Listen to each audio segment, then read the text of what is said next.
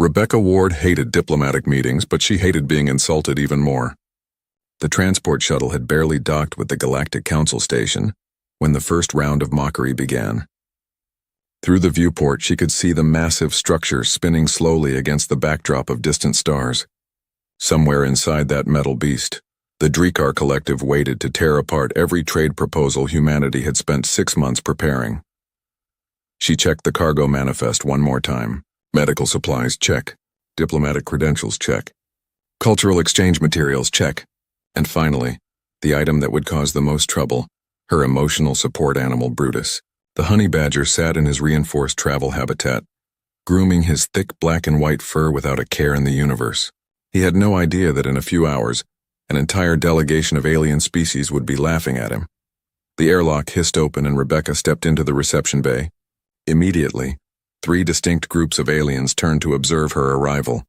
The Drekar stood tallest, their reptilian bodies covered in dark green scales that caught the harsh station lighting.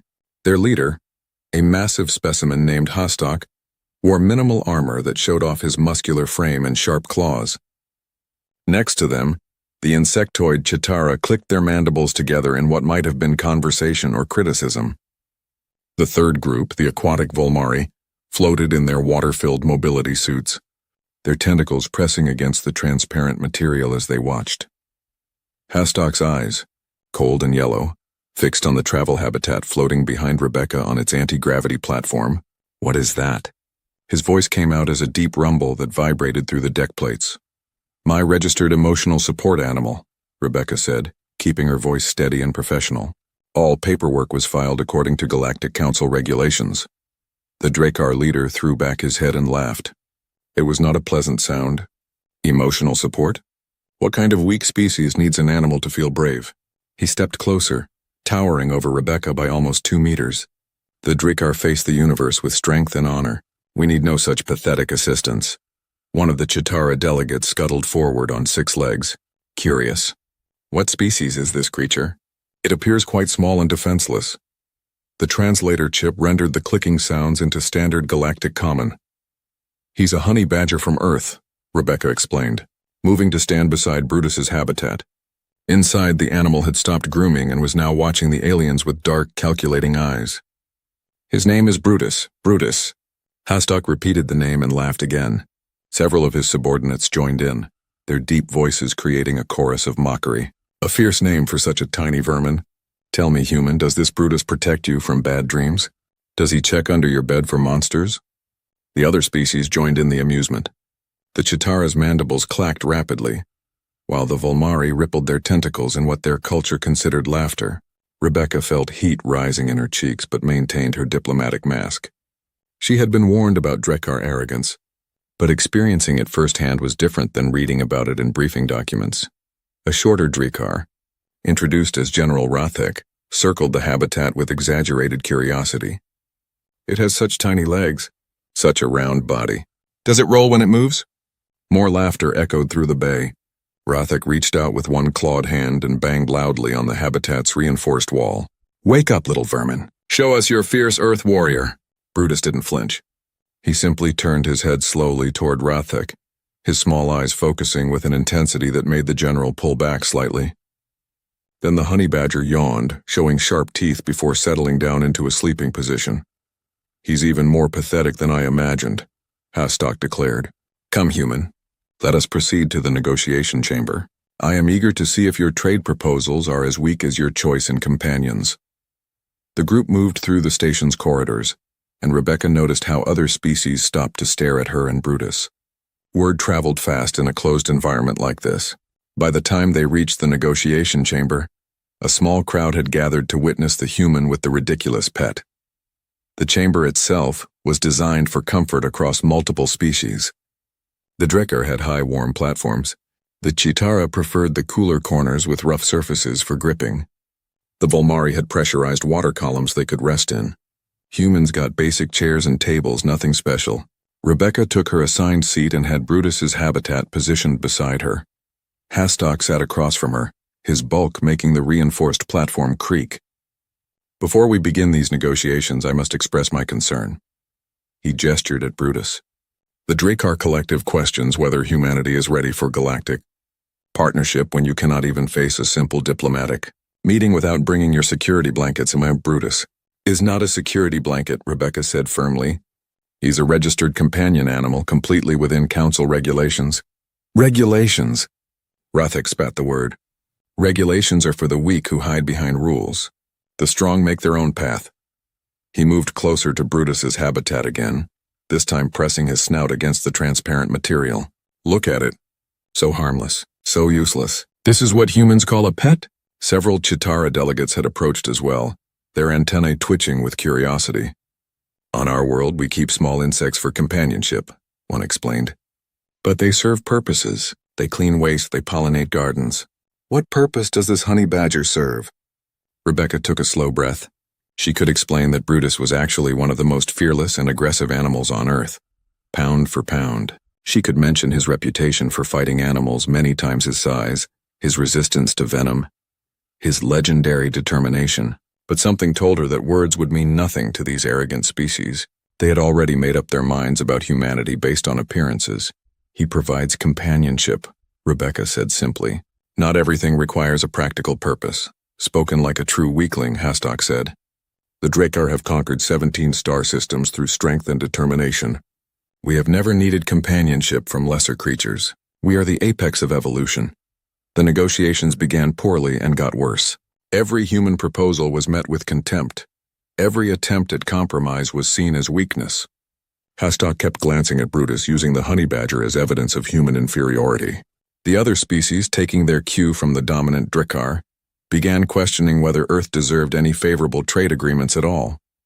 3 hours into the meeting, Rathek made his move. While Hastok was dismissing another human proposal, the general walked to Brutus's habitat and studied the locking mechanism. These human containers are so primitive, he announced loudly. So easy to open by accident. Rebecca started to stand, but Rathek had already pressed the release sequence. The habitat door slid open with a soft hiss.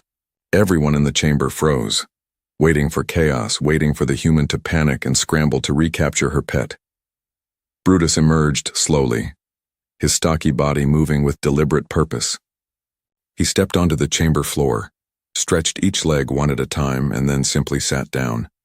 His nose twitched as he sampled the various alien scents. His eyes scanned the room, taking in each species with calm assessment. Then he yawned again and began to groom his paws.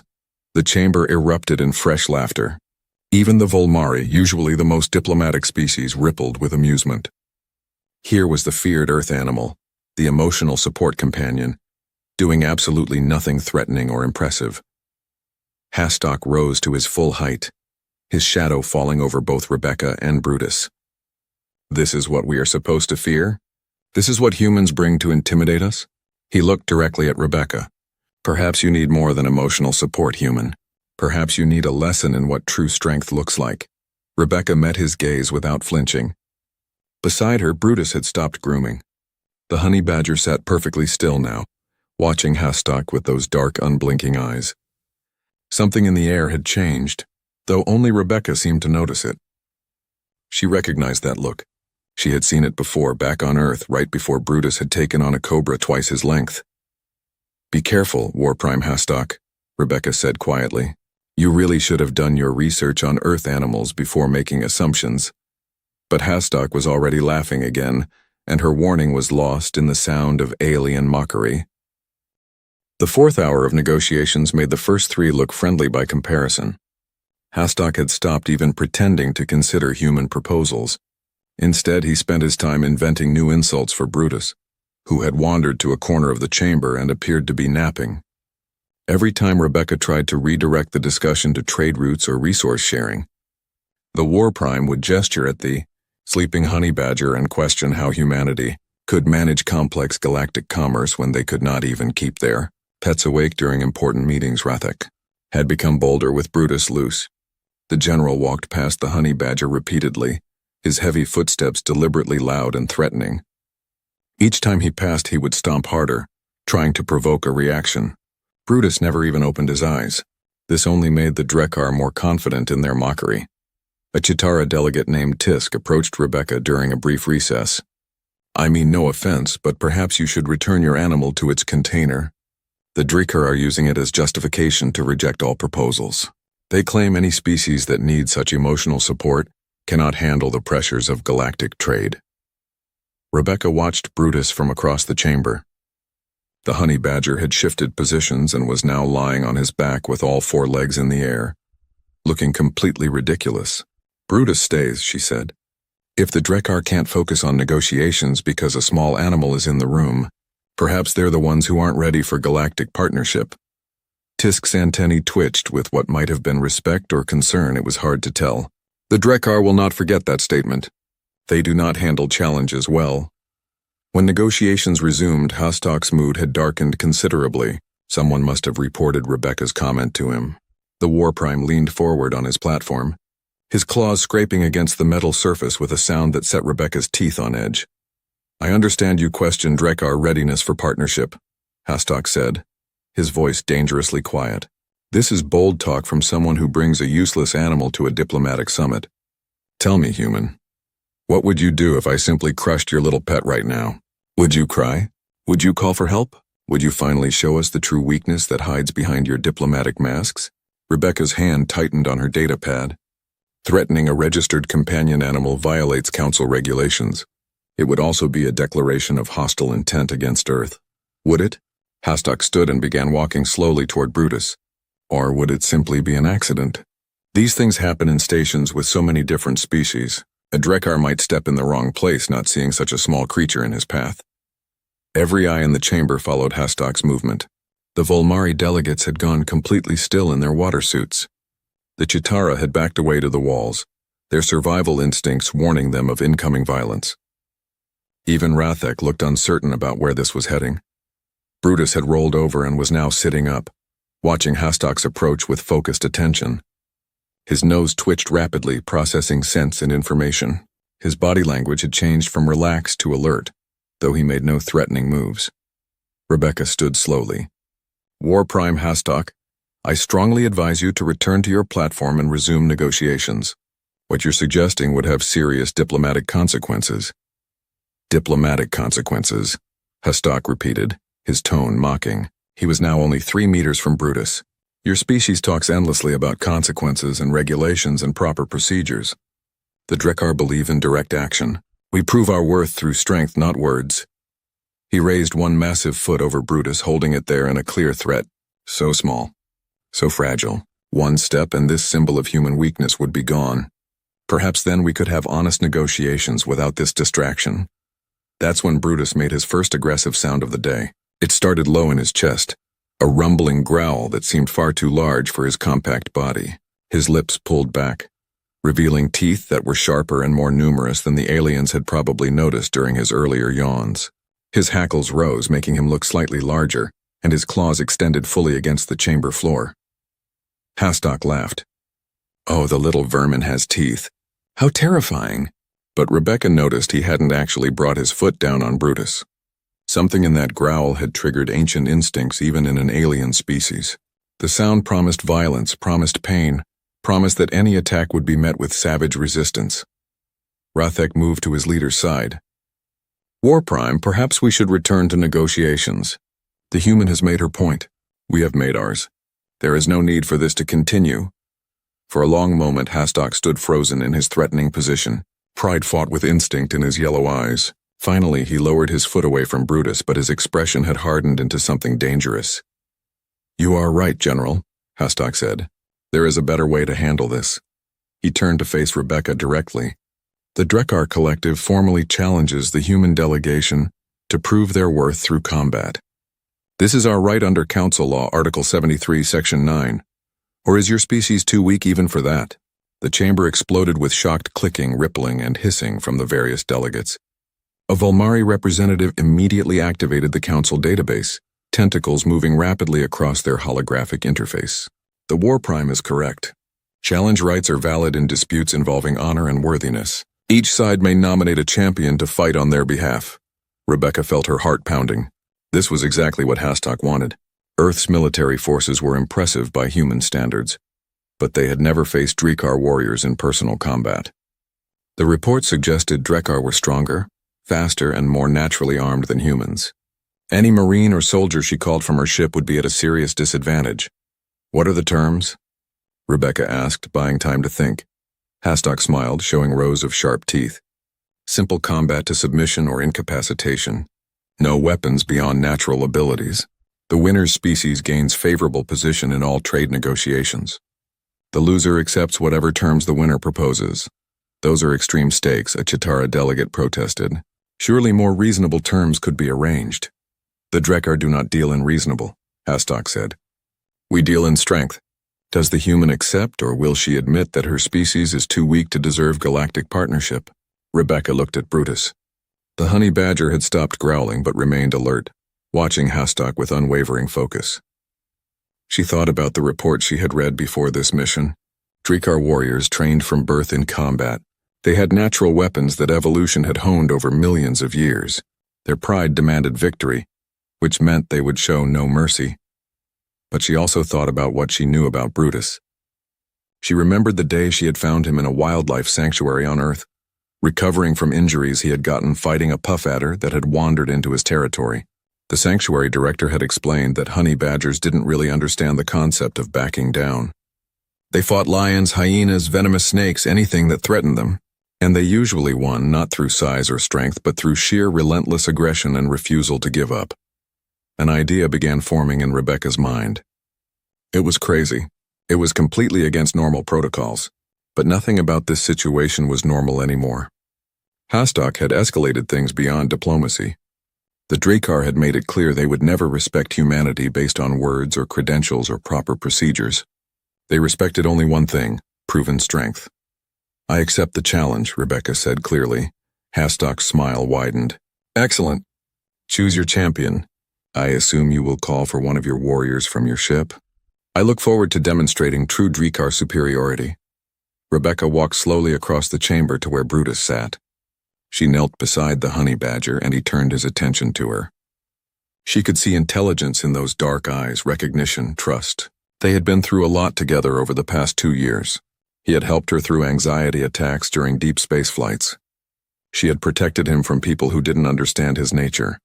I choose Brutus, Rebecca said, standing up and facing Hastok. He will be my champion.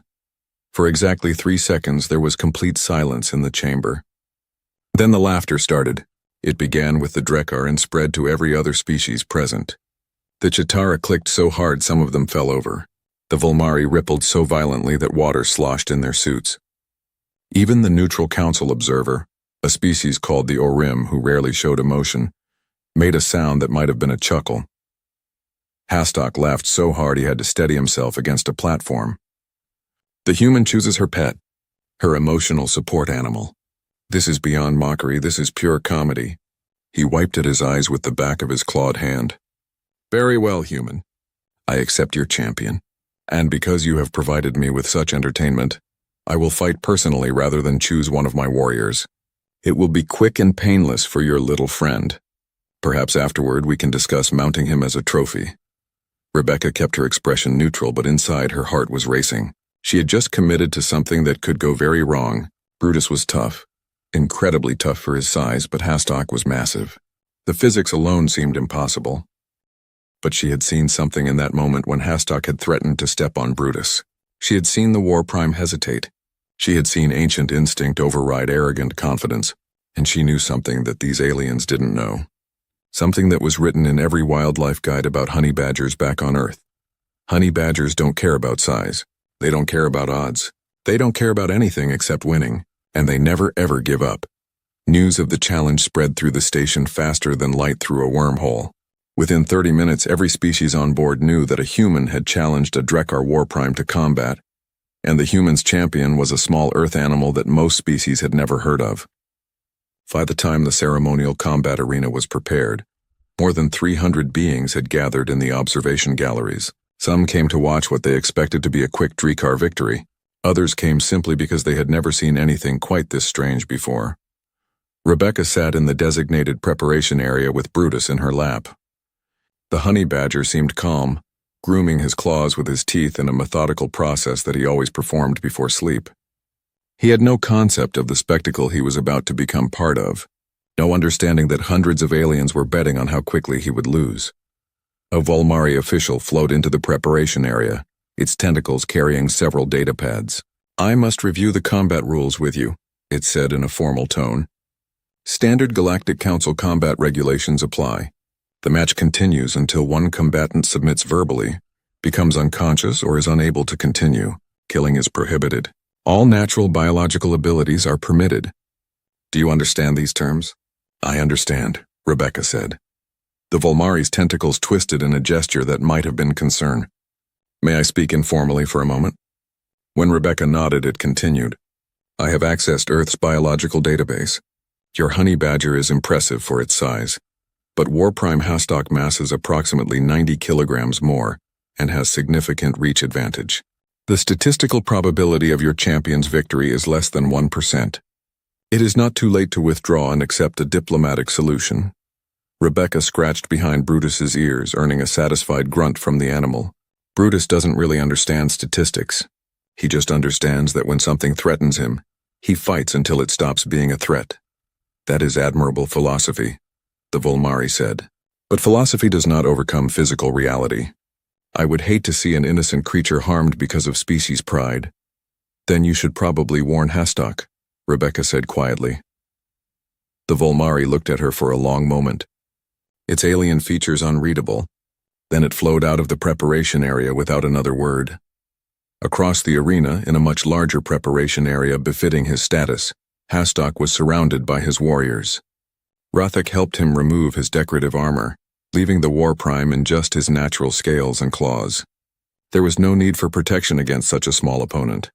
"This is beneath you, War Prime," Rathek said. "Let me fight the creature. You should not risk your honor on something so trivial." "My honor is exactly why I must do this personally," Hastock replied. "The human insulted us by choosing such a pathetic champion.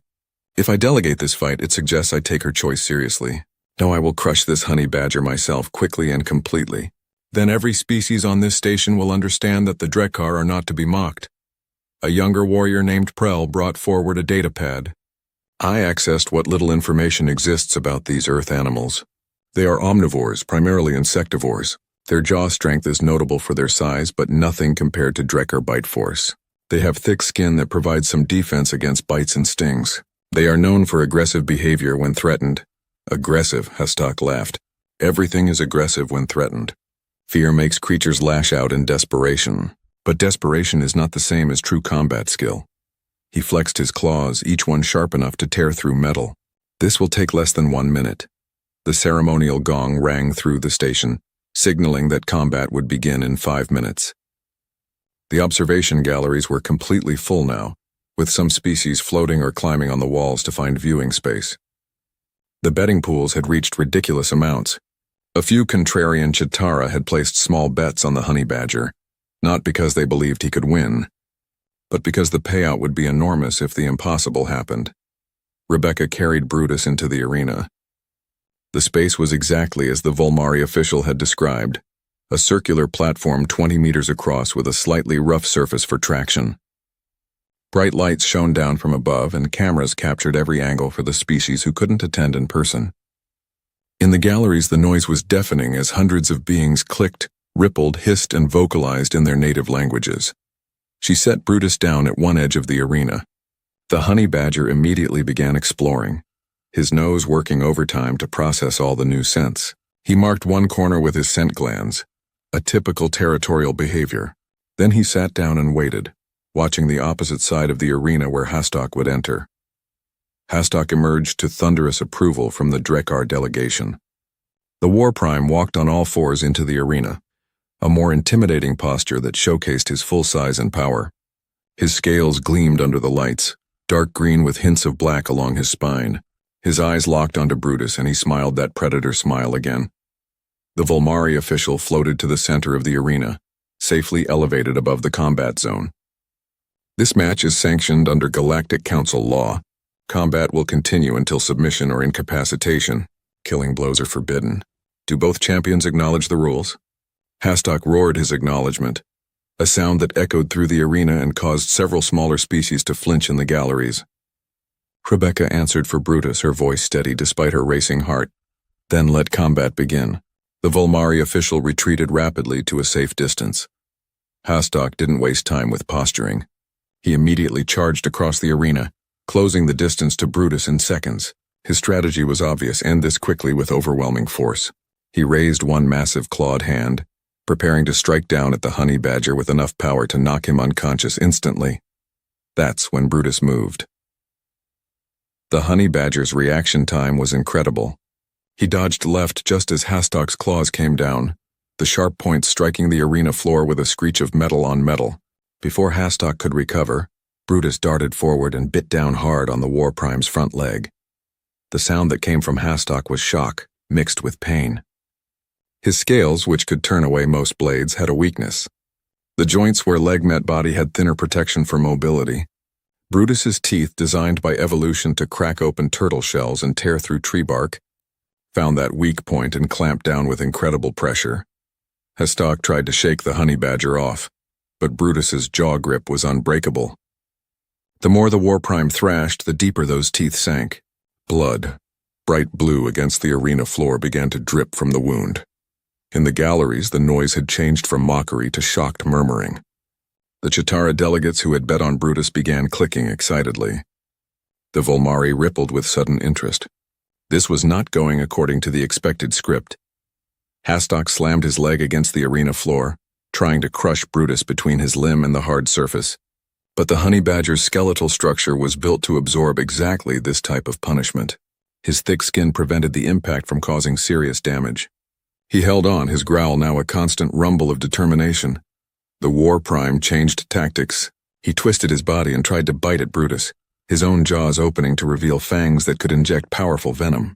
But Brutus released his grip just long enough to reposition, avoiding the bite and immediately clamping down on a new location higher up Hastok's leg. "Get it off me," Hastok roared, no longer sounding confident or amused. He slammed his leg again, harder this time. Brutus grunted with impact but didn't release. His claws were now extended fully, digging into Hastok's scales for better purchase. Ratek moved toward the edge of the arena, clearly preparing to intervene. Rebecca stepped forward immediately. Article 73, Section 9, Subsection 4. No outside interference once combat has begun. Violation results in immediate disqualification and forfeiture of all stakes. The Volmari official who had been monitoring the combat immediately confirmed Rebecca's citation. The human is correct. All parties must remain outside the combat zone. Ratek froze, his claws clenching in frustration. He looked at Hastok, who was now bleeding from 3 separate puncture wounds on his front leg. The War Prime had stopped trying to shake Brutus off and was instead trying to position himself to use his superior weight and size. Hastok rolled, attempting to crush Brutus beneath his bulk. The honey badger released his grip and scurried away with surprising speed for something with such short legs. But instead of retreating to a safe distance, Brutus immediately circled around and launched himself at Hastok's hind leg. The pattern repeated. Bite, grip, hold. Hastok's attempt to counter. Brutal determination from Brutus. More blood on the arena floor. The galleries had gone nearly silent now. Everyone watching in disbelief as a creature weighing less than 15 kilograms battled a being more than 6 times his size. Hastok tried everything. He tried speed, but Brutus was quicker in short bursts. He tried strength, but couldn't get proper leverage on the honey badger's loose skin and compact body. He tried his venomous bite, but Brutus's natural resistance to toxins meant the venom had minimal effect. Nothing worked. 5 minutes into the match, Hastok was breathing hard.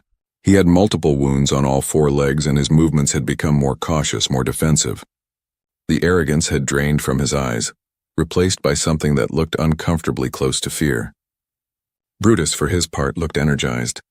He had taken some hits. His fur was matted with Hastok's blue blood and his own red blood from a few scratches, but his dark eyes burned with relentless focus. He had gone into what Rebecca called his battle mode, a state where nothing existed except the fight. When Hastok tried another charge, Brutus went low, getting underneath the War Prime's guard. He climbed up Hastok's body using his curved claws, moving fast despite the Drekar's attempt to scrape him off. Within seconds, Brutus had reached Hastok's neck. That's when real panic entered the War Prime's eyes. Every predator species in the galaxy understood what it meant when an opponent went for the throat. Hastok reared back, standing on his hind legs and clawing at his own neck trying to dislodge the honey badger. But Brutus had found his position and locked in. The galleries erupted in chaos. Some species were cheering. Others were demanding the match be stopped. The Drekar delegation was shouting conflicting orders. And through it all, Rebecca stood quietly at the edge of the arena, watching her friend do what honey badgers had done for millions of years on Earth. Win against impossible odds. Hastock's roar shook the entire observation gallery. The war prime spun in circles, his massive body moving with desperate energy as he tried to dislodge the honey badger from his neck. His claws came up and scraped against his own scales, trying to reach Brutus without damaging himself. But the honey badger had positioned himself perfectly in that spot between the base of Hastock's skull and his shoulder blades where the Drekar's arms couldn't quite reach. Rebecca had seen this technique before. Back on Earth, wildlife documentaries showed honey badgers using similar tactics against leopards and hyenas. They would get to a position where the larger predator's advantages in size and strength became meaningless. Then they would just hold on, teeth locked in, waiting for the bigger animal to exhaust itself. Brutus's jaws were clamped around a fold of Hastock's neck skin. The thick scales there provided some protection, but the honey badger's teeth were designed to crack through the hardest substances. Slowly, methodically, those teeth were working deeper. Every time Hastock thrashed, the pressure increased. Every attempt to shake Brutus off only embedded those teeth further.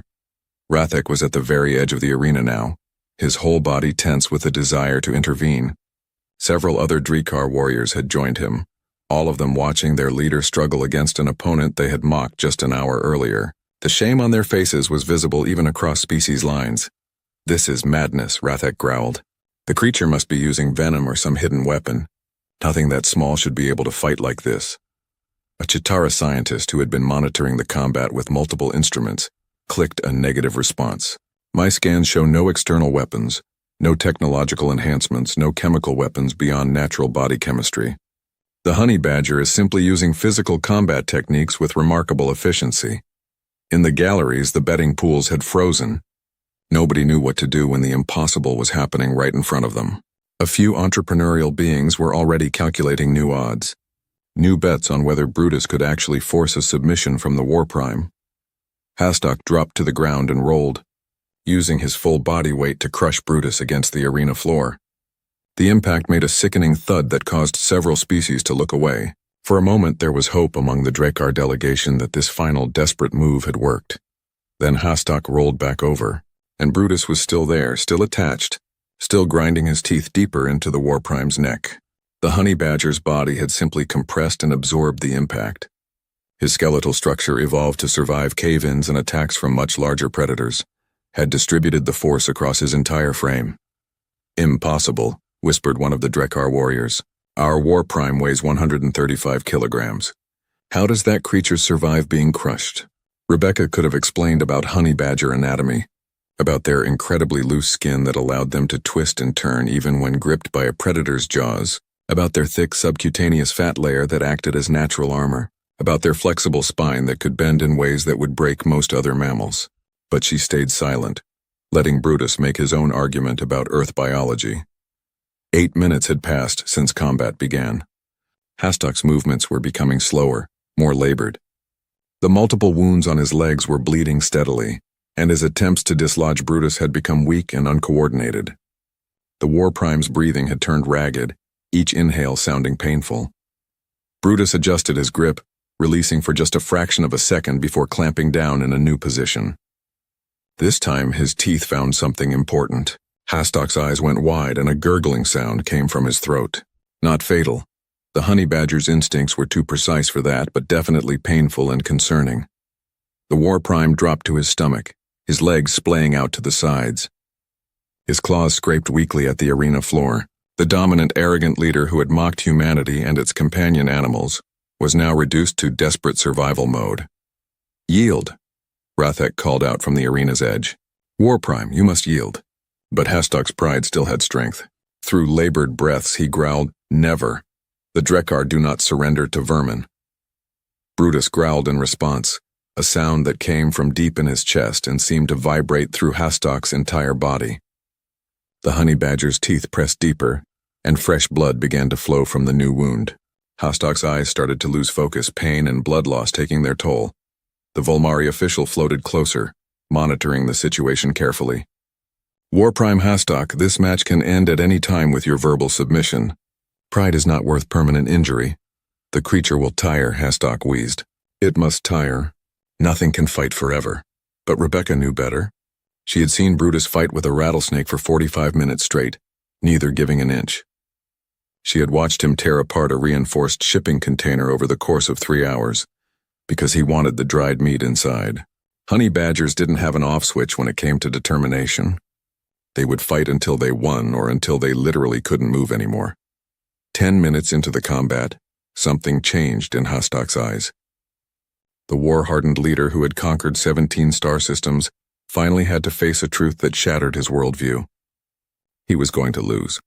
Not to a worthy opponent, not to a fellow warrior species, but to a small earth animal that his entire delegation had laughed at. Hastock's legs trembled with the effort of holding himself up. Brutus's weight on his neck was nothing compared to his own mass, but the position was draining what remained of the War Prime's energy. Every movement caused pain from multiple wounds. Every breath came harder than the last, and those teeth at his neck were a constant reminder that this could get much worse, I submit, Hastock whispered, so quietly that only the sensitive audio equipment caught it. Louder, the Volmari official said, not unkindly. The verbal submission must be clear and witnessed. Hastock closed his eyes and something inside him broke. When he spoke again, his voice carried across the entire arena. I submit, I yield.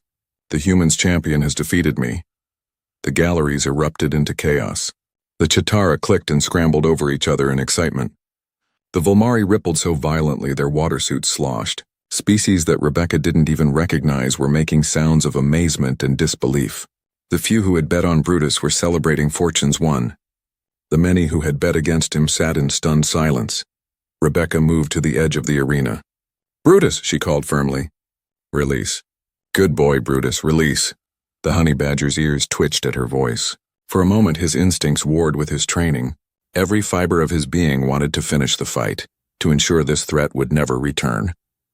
But Rebecca's voice meant safety, meant trust, meant home.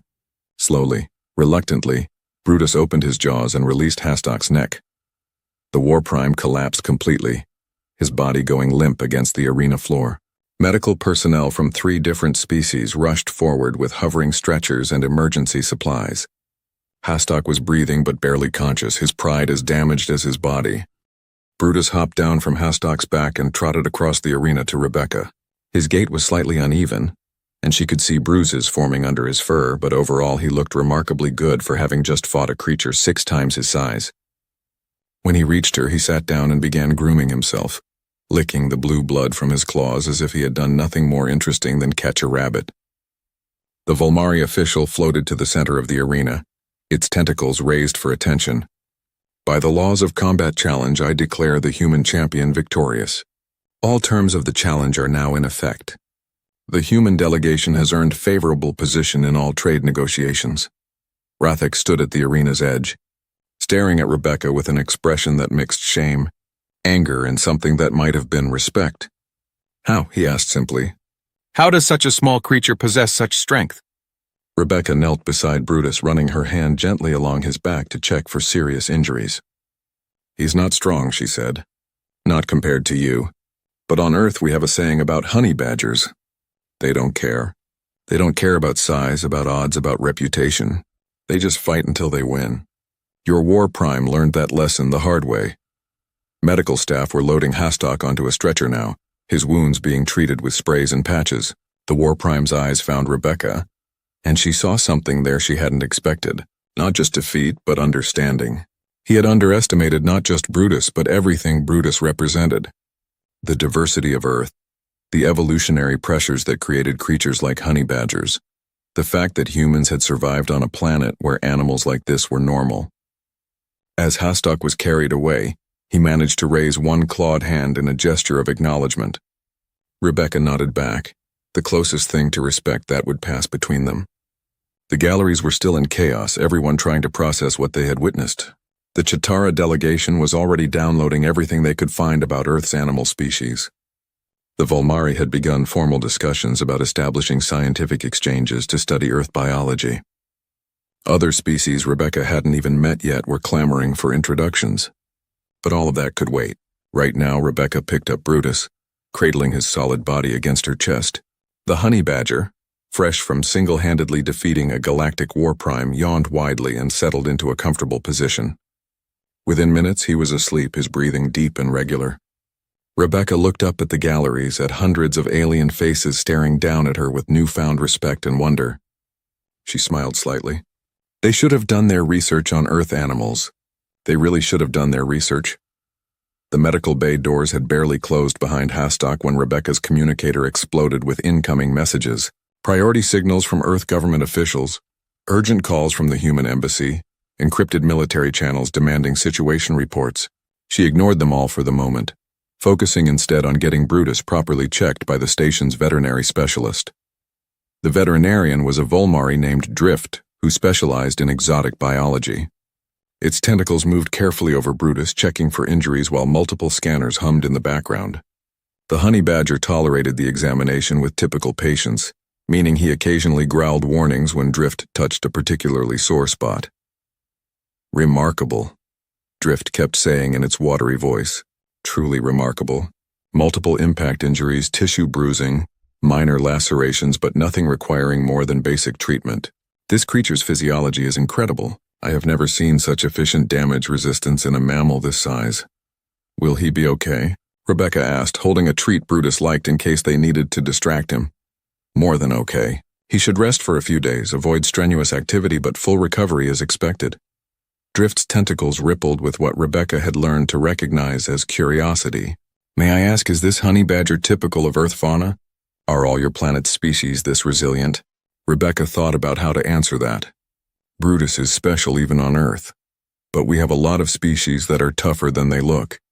Evolution on our planet has been pretty competitive.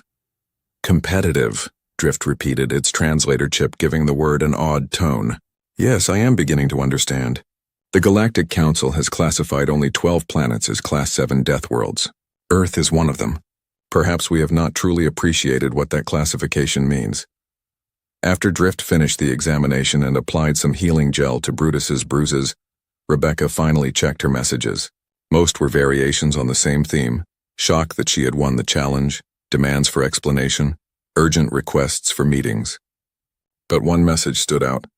It was from Rathek, the Drekker general who had started this whole situation by releasing Brutus from his habitat. The message was brief. We need to talk privately. Rebecca found Rathek waiting in a small observation room that looked out on the stars.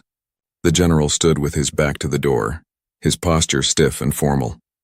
When Rebecca entered with Brutus padding along beside her, Rathek turned and immediately took 3 steps back. The honey badger had that effect now. Thank you for coming, Rathek said, his voice carefully neutral. I wanted to speak before the official negotiations resume tomorrow. Rebecca waited, letting him take the lead in this conversation. Brutus found a comfortable spot on the floor and settled down for another nap, unconcerned with galactic politics. What happened today should not have happened, Rathek continued. War Prime Hastok allowed pride to override judgment. I allowed it to happen by encouraging his mockery of your companion. The Drakkar were wrong. Those last 4 words clearly cost him something. Rebecca nodded slowly. I appreciate you saying that.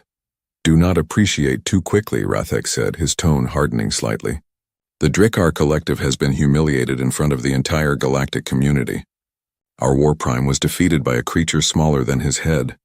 This will have consequences that extend far beyond trade negotiations. I didn't want this, Rebecca said honestly.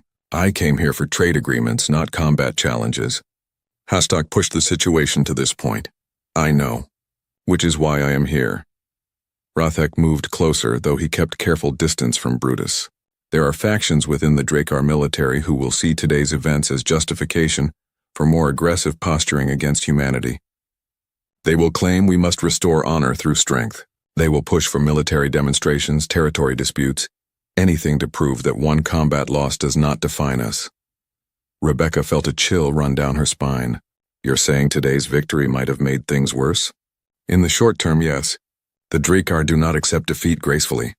Rathek's claws flexed unconsciously. But I am also saying that some of us understand what today truly revealed. Your honey badger did not win through size or natural weapons. He won through determination, strategy, and refusal to yield. These are qualities the Drekar claim to value above all others. If a small Earth animal possesses them in such quantity, what does that say about humanity itself? It says you should probably be more careful about making assumptions, Rebecca suggested. Rathek's mandibles twitched in what might have been the Drekar equivalent of a smile. Indeed, which brings me to my actual purpose.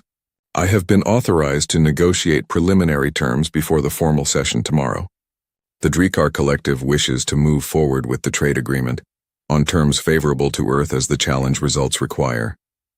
But we also have a request. What kind of request? We wish to establish an exchange program.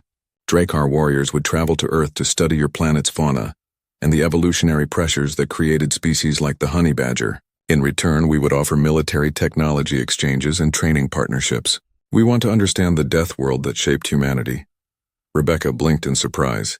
This was not what she had expected. You want to study Earth's animals? We want to understand why we lost today, Rathek said bluntly.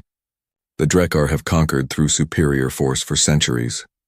Today we learned that force has limits. Your planet clearly taught you and your species something different. We would learn those lessons.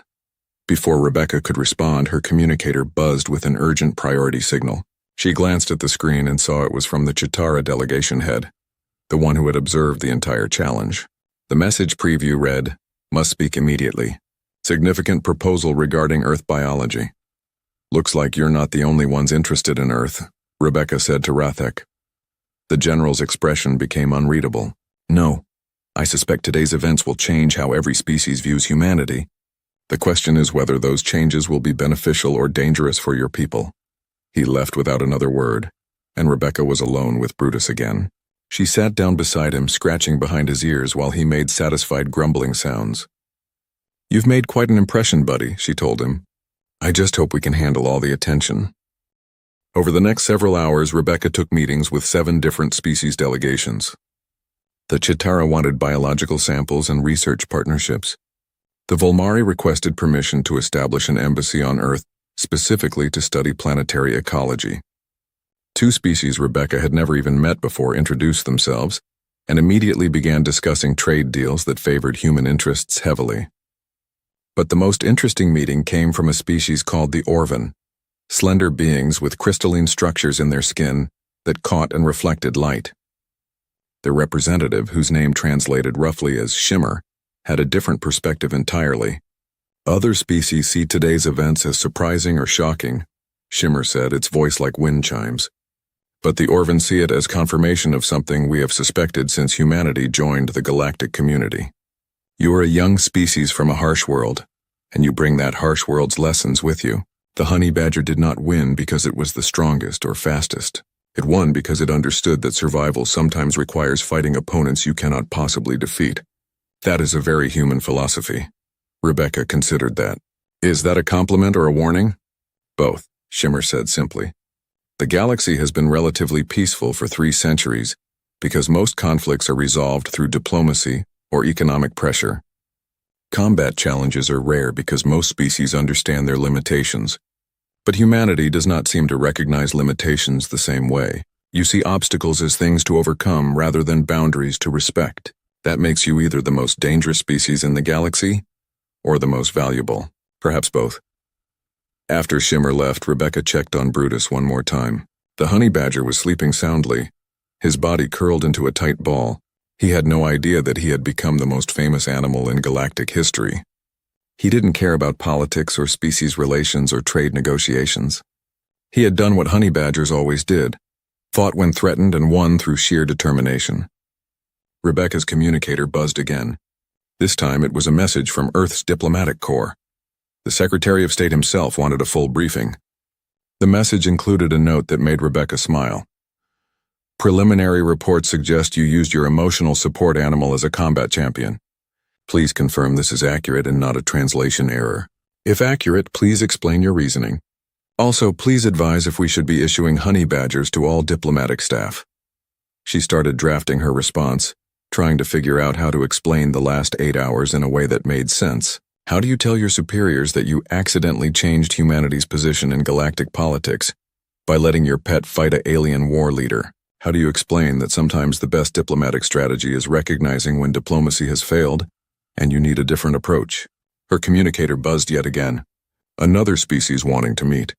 Another delegation requesting information about Earth's biology. Another opportunity created by Brutus's unexpected victory. It was going to be a very long night.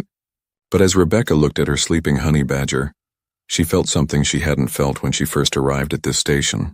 She felt proud, not just of Brutus, though he had certainly earned it, but of Earth itself. Humanity came from a planet that created creatures like honey badgers, animals that refused to accept defeat no matter the odds. That heritage meant something. Today had proved it. Tomorrow, formal negotiations would begin. The Drekar would honor the terms of the challenge, giving Earth favorable trade agreements. Other species would vie for humanity's attention, wanting access to Earth's biological knowledge and maybe its philosophy of never giving up. The galaxy had seen humanity as young and inexperienced. Now they saw something different. They saw a species that brought honey badgers to diplomatic meetings, and that changed everything. 3 weeks had passed since the challenge, and the Galactic Council Station had transformed into something Rebecca never expected. What started as a simple trade negotiation had evolved into the most significant diplomatic event in recent galactic history. Species from sectors she had never heard of were sending representatives, all wanting to meet the human who brought a honey badger to fight a war prime. The formal negotiations had concluded 2 days ago with terms so favorable to Earth that Rebecca's superiors had initially thought she made an error in the translation. The Drekar had honored every aspect of the challenge results, granting humanity access to trade routes that would cut shipping times by 40%, and resource agreements that would supply Earth's growing space colonies for decades. But more importantly, they had done something unprecedented in their military culture. They had apologized. Hastok himself had appeared at the final negotiation session, his neck still wrapped in medical bandages. The War Prime had stood before the assembled delegates and spoken words that Rebecca suspected caused him physical pain. The Drekar Collective misjudged humanity, Hastok had said, his voice steady despite the obvious difficulty. We saw your youth as a species and assumed weakness. We saw your emotional attachment to companion animals and assumed sentimentality. We were wrong on both counts. The honey badger Brutus taught us that strength comes in many forms, and the human Rebecca Ward demonstrated that wisdom sometimes means choosing unexpected champions. The Drekar honor this lesson. It was the closest thing to a formal apology his culture allowed, and the other species had recognized its significance. The Chitara delegation had actually applauded, their clicking mandibles creating a sound like rainfall on metal. But the real changes went beyond trade agreements. In the 3 weeks since the fight, galactic society had become obsessed with Earth's biodiversity. The station's information networks were overwhelmed with requests for data about Earth animals. Documentaries about African wildlife became the most downloaded entertainment across 12 sectors. A betting pool had started on which Earth animal would be most dangerous in combat, with candidates ranging from saltwater crocodiles to mantis shrimp to the humble goose. Rebecca sat in what had become her regular spot in the station's observation deck, watching ships come and go through the viewport. Brutus was in her lap as usual, completely unconcerned with his celebrity status. A Volmari scientist named Gentle Current had just finished another session of non-invasive scans, trying to understand the honey badger's remarkable physiology. I have analyzed his muscle density, bone structure, skin composition, and neurological response patterns, Gentle Current had explained earlier. The efficiency is remarkable, but what truly sets him apart is something I cannot measure with instruments. It is attitude. He simply does not recognize the concept of an unwinnable fight. Now, as Rebecca scratched behind Brutus's ears, she reflected on how accurate that assessment was. Honey badgers had survived millions of years by refusing to give up. They fought cobras, leopards, lions, anything that threatened them. Size didn't matter. Odds didn't matter. They just fought until they won or physically couldn't continue. Her communicator chimed with an incoming call from Earth. It was her supervisor at the diplomatic corps, a woman named Director Hall who had seemed perpetually worried every time they spoke over the past 3 weeks. Captain Ward. Hall's face appeared on the small screen. I'm calling with news that you're either going to love or hate. Probably both. What's happened now? Rebecca asked, already bracing herself. The president wants you to lead a new initiative. Earth is establishing the Department of Interspecies Biology and Cultural Exchange. Basically, your job will be introducing the galaxy to Earth's ecosystems while learning about theirs. You'll have a full team, unlimited budget, and direct authority to negotiate knowledge-sharing agreements with any willing species. Rebecca blinked. That's a significant promotion. It's a completely new branch of government created specifically because a honey badger won a fight, Hall said, but she was smiling. The council is taking it seriously, though. 17 species have already submitted formal requests to participate in the program. The Drekar want to send a military delegation to Earth to study what they're calling Death World survival tactics. The Chitara want to establish a biological research station in the Amazon rainforest. Even the Orvan, who usually avoid physical interaction with other species, want cultural exchanges. What about Hastok? Rebecca asked. I heard he recovered from his injuries, but I haven't seen him since the final negotiation. Hall's expression became more serious. That's the other reason I'm calling. The War Prime has requested a private meeting with you before you leave the station. He says it's a matter of personal honor, not official Drekar business. After the call ended, Rebecca spent an hour preparing for the meeting. She made sure Brutus was fed and rested, knowing the honey badger's presence might be necessary depending on how the conversation went. Then she headed to the private meeting room Hastok had designated. The War Prime was already there, standing by the viewport and looking out at the stars. His neck bandages had been removed, revealing pale scars where Brutus's teeth had found their mark. When Rebecca entered, he turned to face her, and she saw something different in his yellow eyes. The arrogance was gone, replaced by something thoughtful. Thank you for coming, Hastok said. I wanted to speak with you away from official channels and political necessity.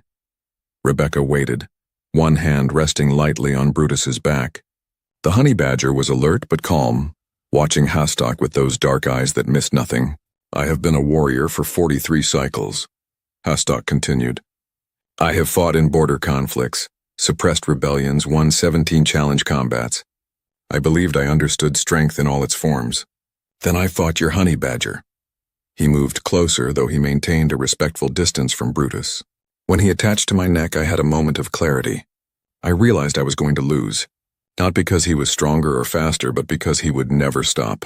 No matter what I did, no matter how much damage I inflicted, he would keep fighting until one of us couldn't continue. That is a purity of purpose I have never encountered. Honey badgers are stubborn, Rebecca agreed. It is more than stubbornness. It is existential commitment to survival. Hastok's claws flexed an unconscious gesture. After the combat, I researched Earth's evolutionary history.